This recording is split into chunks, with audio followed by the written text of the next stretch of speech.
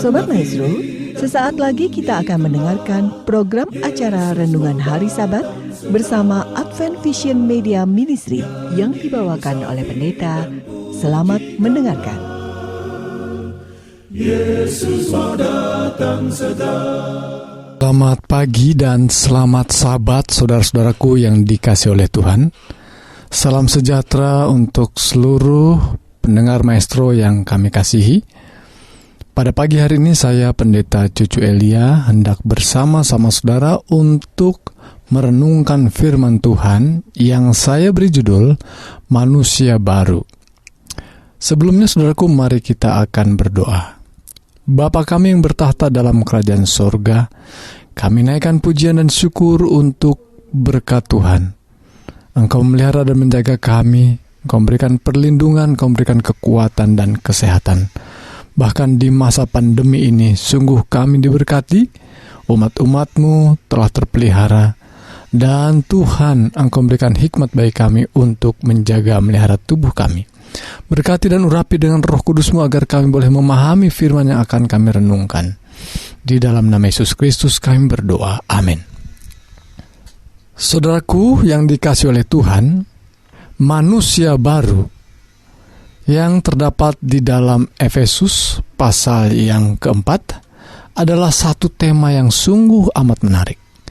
Dan pertanyaannya adalah, adakah kita sudah menjadi manusia baru? Dan bagaimana kita bisa menjadi manusia yang baru? Saudaraku, saya melihat satu tayangan yang mungkin mengecewakan, di mana ada satu gereja, di dalamnya ada seorang yang sedang berkhotbah.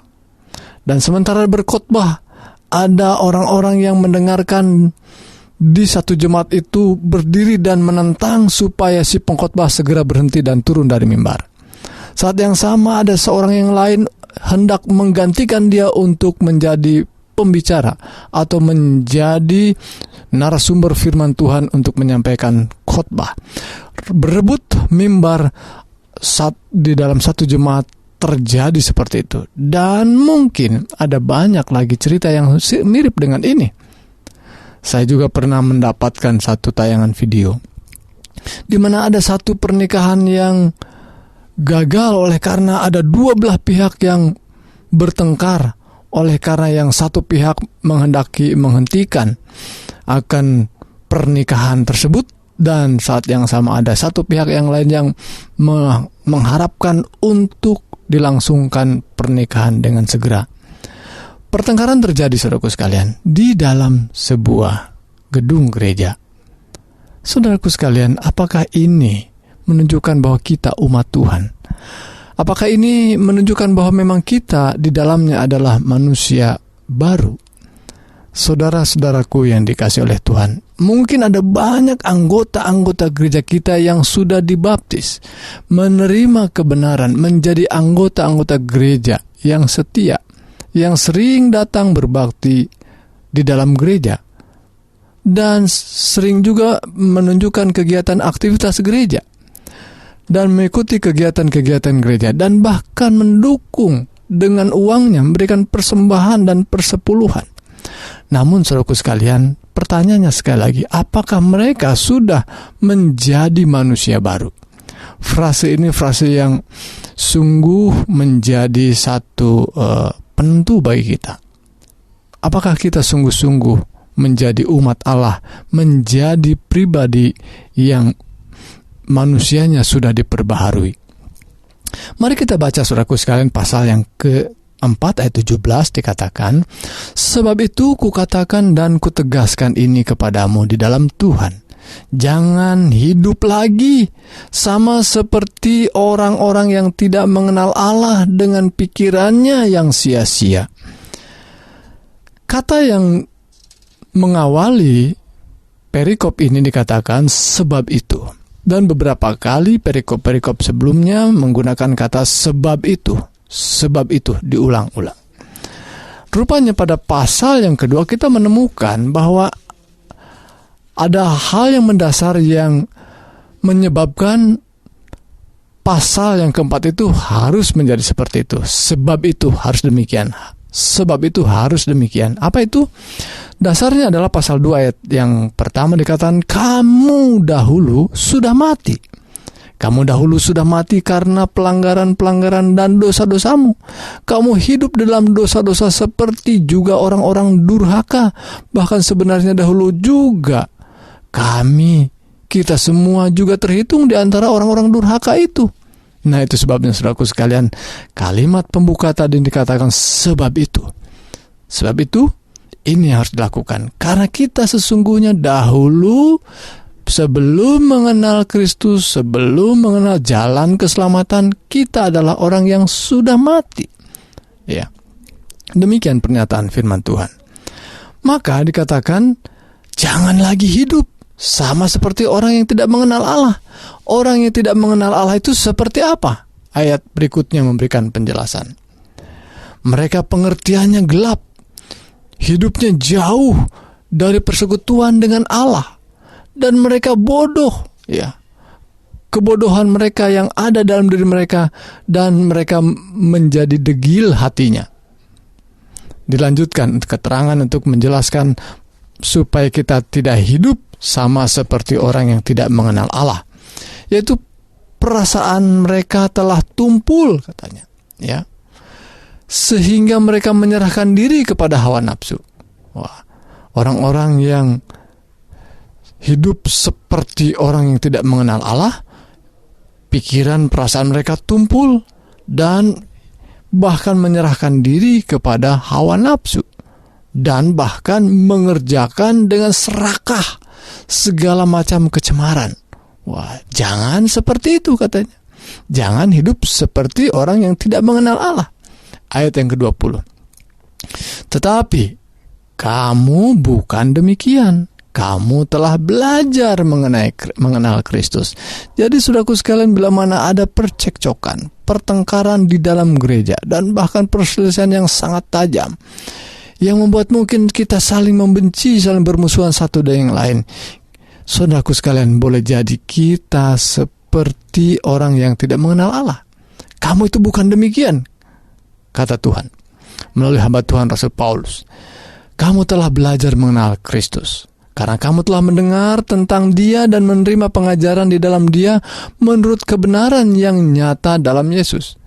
Ayat 22, yaitu bahwa kamu berhubung dengan kehidupan kamu yang dahulu harus menanggalkan manusia lama yang menemui kebinasaannya oleh nafsu yang menyesatkan. Saudaraku, kalau manusia lama itu belum ditinggalkan, belum dibuang, yaitu hal yang tadi saya sebutkan dari ayat yang ke-18 sampai ayat yang ke-19, kita harus tinggalkan sifat-sifat manusia lama itu. Ayat yang ke-23, supaya kamu dibaharui di dalam roh dan pikiran. Lihat saudaraku sekalian, boleh jadi mungkin kita sudah memiliki beberapa perubahan dari kehidupan kita yang lama. Secara luar barangkali kita menjadi orang yang tadinya tidak pernah ke gereja, kita sekarang lebih aktif dalam kebaktian-kebaktian. Namun saudaraku sekalian, pembaharuan itu harus lebih dalam, bukan bagian luarnya saja. Kamu harus dibaharui dalam roh dan pikiranmu. Ya, lebih dalam lagi Tuhan menginginkan bahwa kita memiliki pembaharuan roh yang baru, pikiran yang baru. Dan kemudian barulah mengenakan manusia baru. Manusia baru yaitu yang diciptakan oleh Allah. Ini artinya saudaraku sekalian bahwa manusia baru itu bukan oleh karena sekedar kemauan kita, tapi Tuhan sendiri yang menciptakan dalam kehendaknya, di dalam kebenaran yang dinyatakan kepada kita. Ayat yang ke-25. Ini beberapa poin yang lebih detail tentang bagaimana menjadi manusia yang baru itu. Seperti apa? Ya, seperti apa orang yang sudah dibaharui itu hidupnya. Disebutkan ayat 25. Buanglah dusta, ya, berkata benar kepada seorang kepada yang lain, karena kita adalah sesama anggota. Saudaraku sekalian, kalimat terakhir dalam ayat 25 mengatakan karena kita adalah sesama anggota. Ini sebuah alasan kenapa disebutkan alasannya karena kita sesama anggota? Artinya saudaraku sekalian, kalau memang perlakuan dusta itu tidak mungkin sendirian, ya, harus dilakukan kepada orang-orang yang lainnya. Maka saudaraku sekalian, ketika alasannya dikatakan kita adalah sesama anggota, janganlah lagi berdusta, berkatalah benar seorang kepada yang lainnya. Dan kemudian apabila kamu menjadi marah, janganlah kamu berbuat dosa. Janganlah matahari terbenam sebelum padam amarahmu.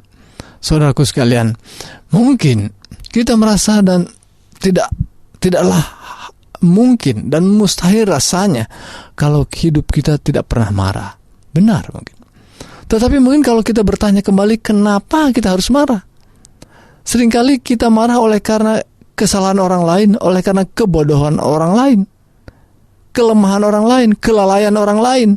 Tapi apakah kita pernah mengalami hal yang sama? Boleh jadi kita mungkin lebih sering melakukan juga kelemahan, kegagalan, dan kelalaian kita, sehingga orang lain harus juga marah pada kita. Kalau memang seperti itu, mari kita marah-marah, saling memarahi satu dengan yang lain. Tentu bukan demikian. Jadi kita selayaknya kita lebih memaklumi orang lain yang mungkin lebih lemah, yang mungkin lebih bodoh dari kita, yang kalau kita katakan ini dan itu mungkin tidak segera dilakukan dengan mudah, sehingga kita tidak perlu marah sesungguhnya. Namun apabila kau marah, dikatakan, apabila kau marah, janganlah berbuat dosa. Apa itu? Bagaimana caranya? Marah jangan berbuat dosa. Jangan sampai terbenam matahari, amarahmu belum padam. Itu yang dikatakan firman Tuhan.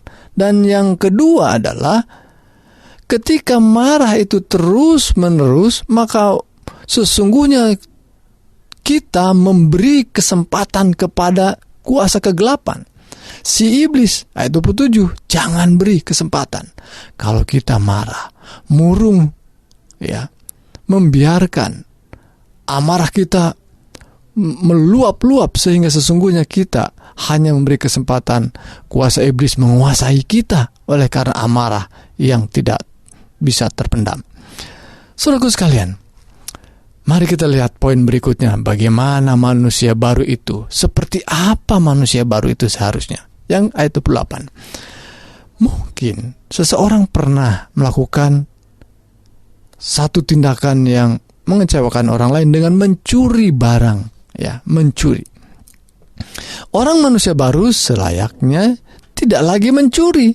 Jangan lagi ia mencuri lagi.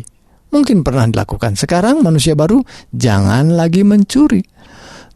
Bahkan langkahnya lebih jelas tahapan-tahapan. Orang yang mungkin pernah mencuri itu tidak mencuri lagi, tetapi yang berikut, yang kedua, bekerja dengan keras, bekerja dengan sungguh-sungguh untuk memenuhi kebutuhannya dengan tangannya sendiri. Tidak mencuri sudah bagus, tapi lebih bagus lagi adalah tahap keduanya, melakukan pekerjaan sendiri dengan tangannya sendiri, memenuhi kebutuhannya sendiri. Tapi itu belum tuntas. Ada yang lebih baik lagi, yaitu melakukan pekerjaan dengan tangannya sendiri, dengan kerja kerasnya, untuk membagikan sesuatu kepada orang yang berkekurangan. Luar biasa, saudaraku sekalian. Tahapan daripada kehidupan kita dalam dosa itu berhenti lebih baik tentunya. Tetapi setelah berhenti dari dosa, ada hal-hal yang kita harus tambahkan dalam kehidupan manusia baru itu, sehingga kita memberi bunga-bunga indah dalam kehidupan sebagai manusia yang baru.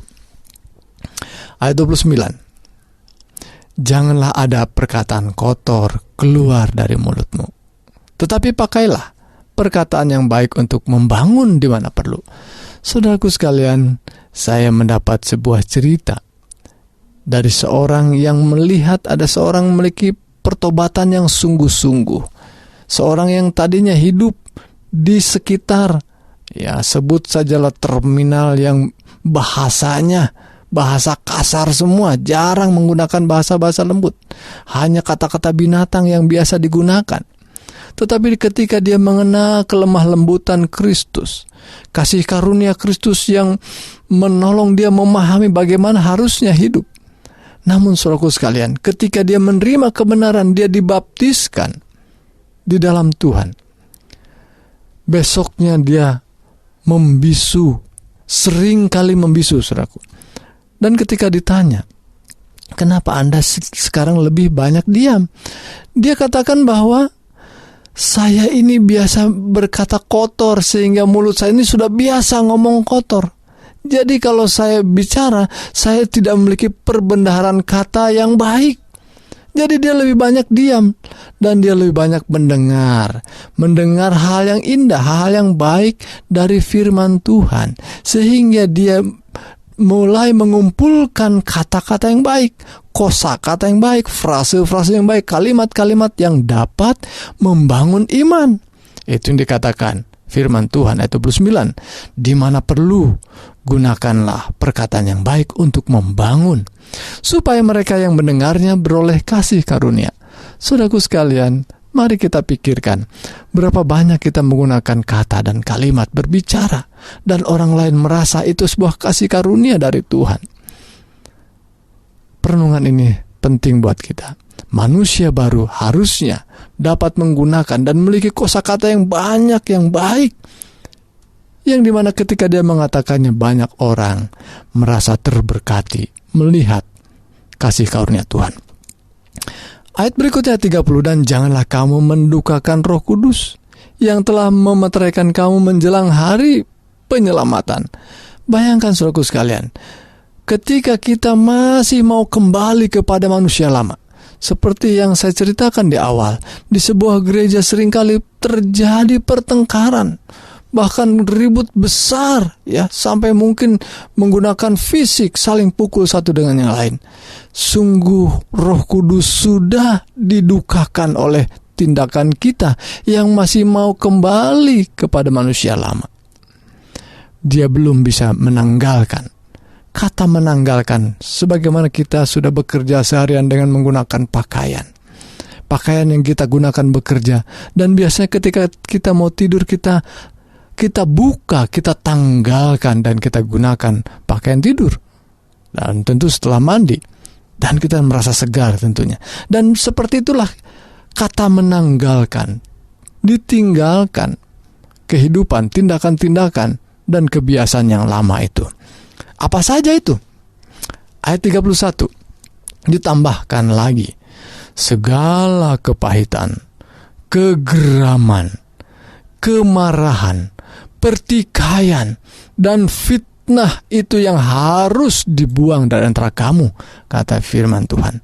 Saudaraku, kata kepahitan yang saya ingin garis bawahi di sini adalah ada banyak pengalaman hidup kita di masa yang lalu adalah masa yang kelam, dan mungkin seperti ayat firman Tuhan katakan, kita sungguhnya sudah mati karena dosa. Dan ada seorang ibu yang ketika ditanya sebagai seorang pengikut Yesus, seorang yang percaya keselamatan yang diperolehnya dari Kristus, apakah engkau sungguh-sungguh sudah memperolehnya? Sang ibu itu merasa tidak sanggup mengatakan iya, ya. Karena dia merasakan ketika ditanya, ada apa sesungguhnya? Oh, ada dosa yang pernah saya lakukan. Sesungguhnya itu tidak sengaja, ya. Dia pernah diperkosa oleh orang lain, dan kepahitannya membuat dia merasa benar-benar kotor, benar-benar tidak layak bagi Tuhan. Sehingga kepahitannya itulah yang selalu mengganggu kehidupan. Di sini saudaraku sekalian, kata kepahitan yang saya ingin angkat. Mungkin saudara dan saya memiliki hal yang sama. Ada banyak pengalaman hidup kita ya pada masa yang lalu yang membuat kita seringkali terganggu. Bahkan terganggu juga emosi kita. Ya. Segala kepahitan, kegeraman, kemarahan masa yang lalu, pertikaian, dan fitnah hendaklah dibuang dari antara kamu. Demikian juga dengan segala kejahatan kita, kata Tuhan. Ayat yang terakhir, ayat 32 pada perikop ini dalam Efesus pasal yang keempat, tetapi hendaklah kamu ramah seorang terhadap yang lain, penuh kasih mesra dan saling mengampuni, sebagaimana Allah dalam Kristus telah mengampuni kamu. Saudaraku, kita dipanggil menjadi manusia yang baru, manusia baru yang kehidupannya saling mengampuni, ramah satu dengan yang lain. Dan saudaraku sekalian, saya ingin mengangkat perikop ini menjadi satu perikop menjadi berkat dalam kegiatan pelayanan kita. Bukan hanya untuk pribadi kita, tetapi untuk pelayanan dan penginjilan. Dan saya menyaksikan ada banyak usaha-usaha daripada gereja dan pribadi-pribadi untuk memiliki metode yang terbaik untuk menginjil dan memberikan pelayanan. Namun saudaraku, yang saya ingin garis bawahi di sini, mungkin ada banyak metode yang baik, tetapi kita membutuhkan kesungguh-sungguhan, keterbukaan, kejujuran, dan apa adanya. Kehidupan kita menjadi manusia yang baru seperti yang digambarkan dalam Efesus pasal yang keempat ini adalah satu pelayanan dan satu penginjilan yang jujur dan tidak perlu dipoles-poles, dan banyak orang akan ditarik kepada kasih karunia Kristus, dan kita mungkin tidak perlu lagi ditambahkan metode ini dan itu karena kita sudah menjadi manusia baru dan banyak orang akan dituntun kepada Kristus. Tuhan Yesus memberkati kita. Mari kita berdoa. Ya Allah, Bapa yang penuh kasih, kami naikkan pujian dan syukur untuk berkat firman Tuhan yang kami dapatkan pagi hari ini. Dan biarlah Tuhan kami oleh pertolongan Roh Kudus hari demi hari akan semakin dibaharui roh dan pikiran kami, untuk kami boleh memiliki kehidupan yang menjadi berkat bagi sesama kami ketika banyak orang boleh melihat kehidupan manusia baru kami. Inilah doa dan pujian syukur kami Tuhan, dan bahkan kami mohon berkat jamahan tangan Tuhan bagi saudara-saudara kami, Sobat Maestro yang mendengarkan siaran ini, dalam segala sakit fisik maupun juga kerohaniannya. Tuhan kuatkan, teguhkan, dan Engkau jamah pulihkan. Inilah doa kami Bapa, di dalam nama Tuhan Yesus, Juru Selamat dan Penebus kami berdoa. Amin. Sobat Maestro, Anda telah mendengarkan program acara Renungan Hari Sabat bersama Advent Vision Media Ministry. Untuk tanggapan pendengar, hubungi 087 888 777 689. Terima kasih atas kebersamaan Anda. Tuhan memberkati.